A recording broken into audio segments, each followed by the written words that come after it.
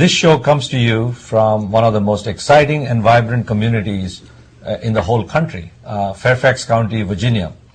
And to talk about some of the interesting challenges and opportunities that we have here, and which is very ably led by the Fairfax County Chamber of Commerce, we have the president of the chamber, Jim Corcoran, with us. Welcome, Jim.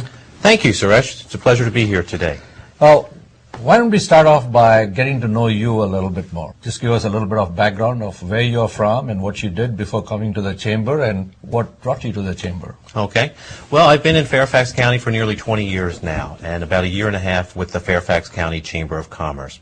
Prior to that, I had come out of the nonprofit trade association business with the Chocolate Manufacturers and National Confectioners Association. But before that, I was a private businessman. So I bring a breadth of private business expertise as well as the nonprofit association management to the Fairfax County Chamber. So you have what it takes for a small business to know how to get involved in mainstream activities, and that's what the chamber does. Well, it's interesting from that respect because I've worked for small businesses and large businesses as well as the nonprofit business association world. So all those things really come into play when you're talking about business issues in Fairfax County, because in Fairfax County, we're so lucky. We have a vibrant business community and community in general, 1.1 million people. But we have Fortune 500 companies and we have individual entrepreneur companies thriving in Fairfax County. You know, it amazes me that in a county like Fairfax, where we have 1.2 million people, I understand there are as many as 160 plus languages spoken out here. So yeah, it really speaks to the diversity that we are so fortunate to have here in Fairfax County. I don't think there's a part of the world that is not well represented in Fairfax County in the Northern Virginia marketplace.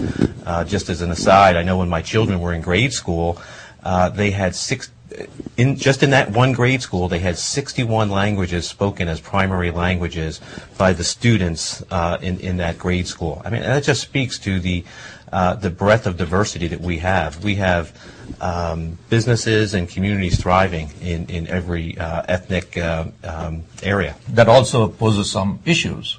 In healthcare, for example, hospitals have a hard time when they get patients who cannot speak English, as an example. So tell us a little bit about what does the Chamber of Commerce do, and who are your main members? Well, a Chamber of Commerce typically represents a constituency that wanted to get together to promote the business community or business needs in a given area. So you and I could start a Chamber of Commerce today for the one block area if we wanted. However, the Fairfax County Chamber of Commerce brings together businesses that are really interested in growth for their business through development of business-to-business and business-to-government relationships.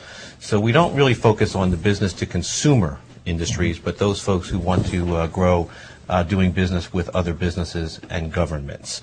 And from the Fairfax County Chamber, we really look at ourselves, there's three pillars to the organization. There are industry councils, there are thought leadership groups, and there are community partnerships. The industry councils, we're so blessed here in this marketplace to have a very vibrant technology and government contracting community.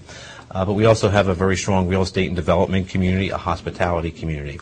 So we really focus programs around those industry segments right there. In thought leadership and mentoring, we have programs that we have a women's business group that is a mentoring program for women in business. We have an international business group.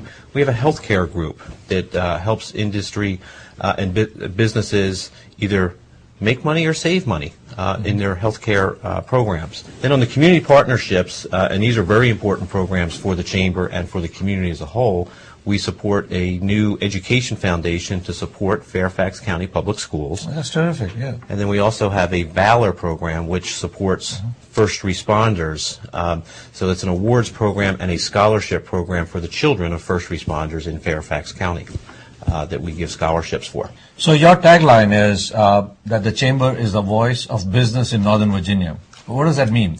Well, it's a tagline that we take very seriously, Suresh. The voice of business in Northern Virginia means that we represent the business community in many ways in Northern Virginia. Most commonly, it's our advocacy voice. So the Fairfax County Chamber is the only chamber of commerce in Northern Virginia that has a full-time lobbyist. And we do advocacy at the local and state level for the most part. And we get involved in the federal level when it's appropriate for business issues in Northern Virginia. But at the local level and state level, we advocate for issues that will create an environment that support the business community, both large businesses and small businesses. So the rail to Dulles is an example. I think the chamber was quite active in that whole process. The chamber was and remains very involved in rail to Dulles. Here we are, we're moving toward completion of phase 1 of the Dulles Rail, which will take rail to Wheelie Avenue in Reston. But right now, the big issue is the